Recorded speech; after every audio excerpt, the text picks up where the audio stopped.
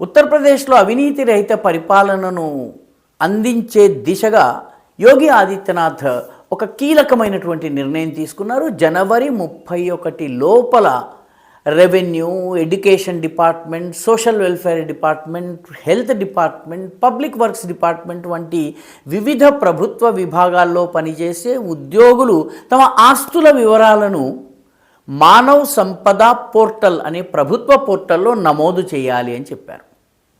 ఈ రకంగా నమోదు చేయకపోతే వాళ్ళకి ఫిబ్రవరి నెల జీతాలు ఉండవు.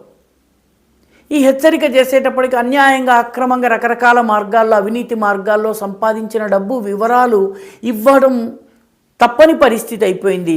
చాలామంది అధికారులు ఏవో అటు ఇటు చేసి మొత్తానికి ఈ మానవ సంపద పోర్టల్లో డీటెయిల్స్ నింపారు. కానీ 68,000 మంది ప్రభుత్వోద్యోగులు ఇప్పటి వరకు మానవ సంపద పోర్టల్లో తమ ఆస్తుల వివరాలను ఇవ్వలేదు. ఈ 68,000 మంది ప్రభుత్వోద్యోగులకు ఫిబ్రవరి నెల జీతము రాలేదు. వాళ్ళు క్షమాపణలతో సహా మొత్తము పోర్టల్లో డీటెయిల్స్ని పెట్టిన తరువాత మాత్రమే వాళ్లకు జీతం వస్తుంది. యోగి ఆదిత్యనాథ్ అవినీతి విషయంలో ఏమాత్రము రాజీ లేని ధోరణిని ప్రదర్శిస్తున్నారు.